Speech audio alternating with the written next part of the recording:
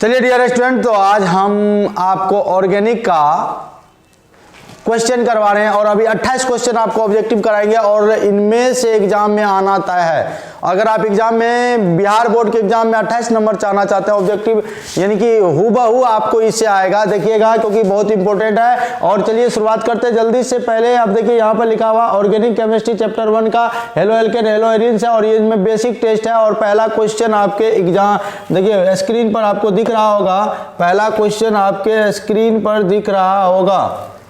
कहाँ गया भाई? पहला क्वेश्चन देखिएगा, पहला क्वेश्चन आपके स्क्रीन पर देखिए, ये क्वेश्चन रहा और इनको अभी हम लोग जो है सॉल्यूशन करेंगे। इनका क्या है सही आंसर क्या होना चाहिए। देखिए कहता है निम्नलिखित में कौन प्राइमरी हैलाइड है। प्राइमरी मतलब प्राथमिक हैलाइड है और प्राथमिक हैलाइड के लिए आपको मैंने बताया था RCH2X यानी अल्काइल हैलाइड प्राइमरी कार्बन से जुड़ा होना चाहिए।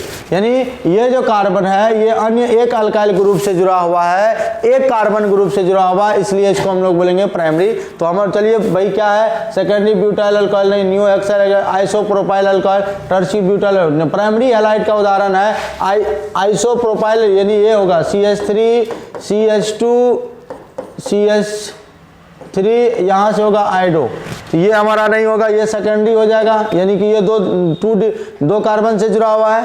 टर्शरी ब्यूटाइल ब्रोमाइड ये नहीं होगा, secondary butyl bromide, secondary new hexyl chloride. यानी हमको प्राइमरी हैलाइड का कह रहा है कौन होगा, तो प्राइमरी हैलाइड होना चाहिए इस तरह का, और इस तरह का ऑप्शन में नहीं है, इस तरह का ऑप्शन में होगा तो वो होगा, इसका ऑप्शन गलत है।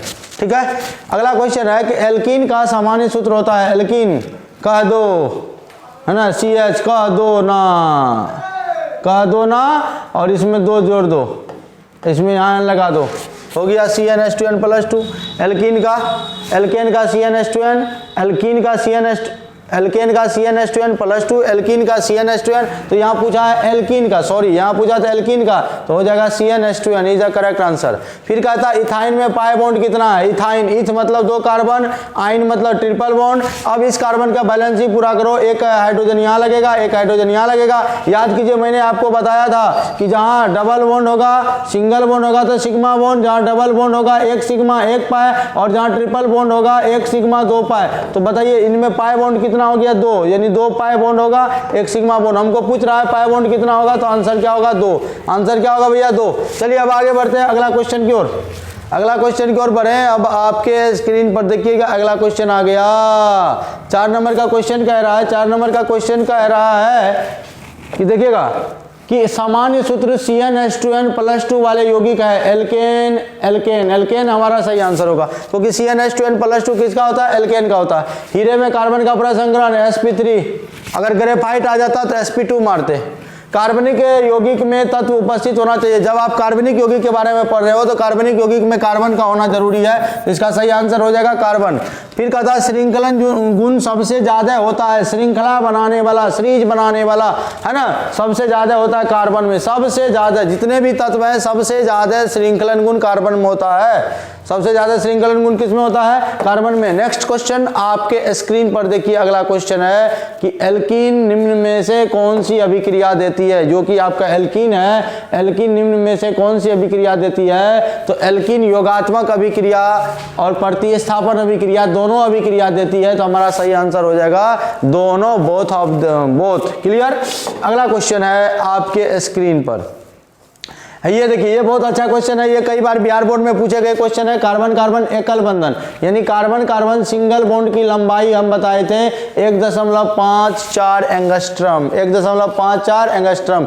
और यह जो है कार्बन कार्बन डबल बॉन्ड की लंबाई है और यह कार्बन कार्बन ट्रिपल बॉन्ड की लंबाई है। हमको यहाँ पर पूछा गया है कार्बन कार्बन सिंगल बॉन्ड की लंबाई, तो हमने आपको दे दिया कार्बन कार्बन सिंगल बॉन्ड की लंबाई। अगला क्वेश्चन है देखिए, अगला क्वेश्चन है कार्बन की संयोजकता होती है 4, सब जानते हैं कार्बन की संयोजकता कितनी होती है 4, सब लोग जानते हैं। अगला 12 नंबर का क्वेश्चन है निम्नलिखित में कौन सा विष हैलाइड है। विष मतलब देखो 2 डाइक्लोरोइथेन, 1,2 डाइक्लोरोइथेन, एलिल क्लोराइड, ये नहीं होगा, ये नहीं होगा, हमारा ऑप्शन होगा ख 1,2 डाइक्लोरोइथेन।